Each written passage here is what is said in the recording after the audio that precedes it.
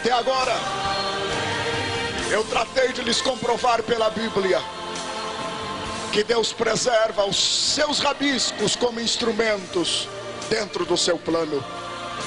Em todas as épocas, em todos os tempos, em todos os lugares, há alguém preservado por Deus.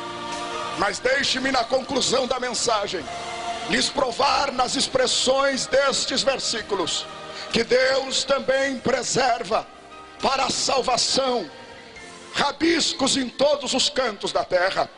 Voltemos a Isaías capítulo 17 e o versículo de número 5. E há uma expressão que me chama a atenção e adentrou em meu coração para compartilhar-lhes. A Bíblia diz que o segador colhe o trigo com seu braço no vale de Refaim. Ao observar o significado desta expressão, vale do Refaim, eu me encontro com uma revelação extraordinária de Deus, ao ver que o profeta Isaías, na verdade, desde o capítulo 13 deste livro até o capítulo de número 27, ele expõe uma revelação só. Da verdade, 13 a 27 de Isaías constituem-se numa unidade profética só, intercalada, que não pode ser dissociada uma da outra. E quando ele se refere ao vale de Refaim, a exegese da palavra me leva à seguinte conclusão: a palavra Refaim tem origem nos povos e nos idiomas pré-semíticos. Antes de Abraão chegar na terra da provisão e ser chamado por Deus, já existiam os Refaíns na terra. A família dos Refaíns se divide na Bíblia em 6 grandes grupos. A Bíblia fala dos Emins, dos Anzumins e de outros afins. Eram os gigantes que existiam na terra. Estas palavras Refaim, Emim, Zanzumim estão diretamente ligadas com o sistema de idolatria e de demonologia que existia naquela época, porque a palavra Refaim quer dizer espírito dos mortos ou sombras. É isso que quer dizer a palavra Refaim. Isso quer dizer que o segador, para poder colher os rabiscos da terra, ele entra na região dos espíritos de morte, ele entra nas regiões tenebrosas, ele entra nas mais terríveis sombras espirituais. E aqui eu quero dar glória a Deus por cada missionário que está aqui esta manhã, porque Isaías, meu colega missionário, vê o mundo como vale de Refaim, dominado por demônios. A Bíblia me aponta ainda na exegese da palavra que a palavra Refaim, Emim e Zanzumim, também quer dizer monstro, abortivo, antinatural, e se referia aos povos pré-semíticos que possuíam grande estatura. Aos gigantes da época era algo antinatural, um abortivo. Estas palavras são ligadas diretamente, eu repito, ao sistema de idolatria e de demonologia que existia no mundo antigo. Este mundo, meus irmãos, é o nosso vale de Refaim. A Bíblia diz que o segador tem que descer no vale de Refaim. Esta manhã, nesta manhã de missões, o Espírito de Deus vai revelar a você aonde é o seu vale de Refaim. A Bíblia nos mostra pelo menos 12 nações neste contexto bíblico que representam o mundo espiritual do vale de Refaim. A Bíblia fala do juízo de Deus sobre Babilônia, representa o mundo espiritual demoníaco e a sua grandeza. A Bíblia fala dos assírios, representa o vale de Refaim e a sua violência.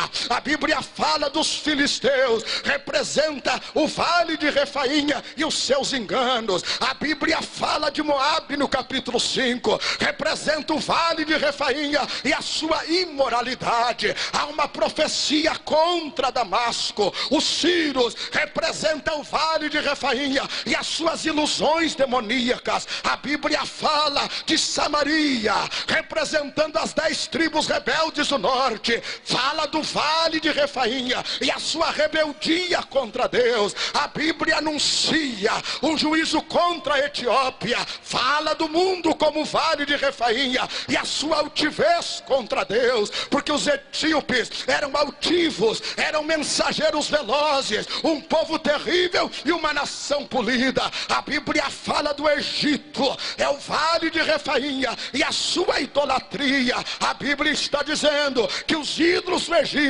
dos egípcios, melhor dito, apodreceriam, eles se envergonhariam dos seus enganos, das suas mentiras que faziam errar a terra. Mas a Bíblia ainda fala que no vale de Refainha existe a insensibilidade ou a carnalidade representada pelos edomitas, pelos filhos de Esaú. A Bíblia fala que no vale de Refainha existem os árabes, que representam o vale de Refainha e a sua falsa religiosidade. E a Bíblia termina falando neste relógio profético contra Judá, Jerusalém, que também são colocados no vale de Refainha, simbolizando o mundo e a sua apostasia contra Deus. Mas a Bíblia fala ainda de Tiro, é a 12ª nação que representa o vale de Refainha e a sua soberba. Começa com Babilônia, a sua grandeza, um dos símbolos de Satanás e do inferno, e termina com Tiro, um outro símbolo de Satanás e do inferno, a soberba, a grandeza, a falsa religiosidade, a carnalidade. Todas estas verdades são características do vale de Refainha. A idolatria,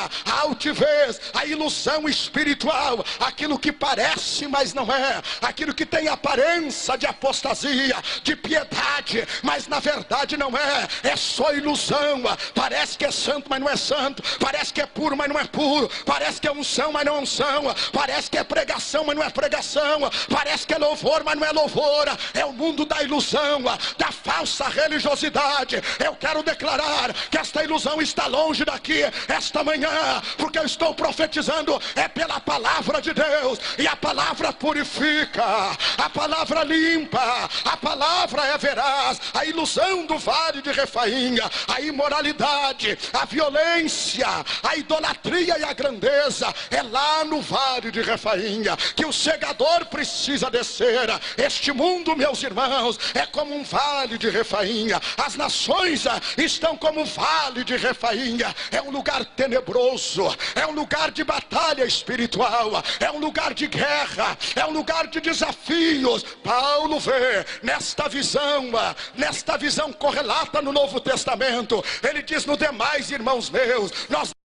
é um lugar de guerra, é um lugar de desafios. Paulo vê nesta visão correlata no Novo Testamento. Ele diz: no demais, irmãos meus, nós não temos que lutar contra a carne ou contra o sangue, mas contra as potestades, contra os espíritos da maldade que estão no mundo tenebroso. Nós estamos no vale de Refainha. O desafio destes gideões missionários é que o segador desça ao vale de Refainha, que o segador tenha coragem de ir ao vale de Refainha para buscar aqueles que ainda faltam para ser salvos. O que me chama a atenção nesta expressão da Bíblia é que as escrituras demonstram que os rabiscos estão em cima da árvore, estão numa posição elevada. Isso quer dizer que exige do semeador, do segador, melhor dito, mais esforço para recolher. Nós estamos na última hora, meus senhores e senhoras, quando esta terra se transforma num vale de Refainha. Isto exige de nós mais esforço,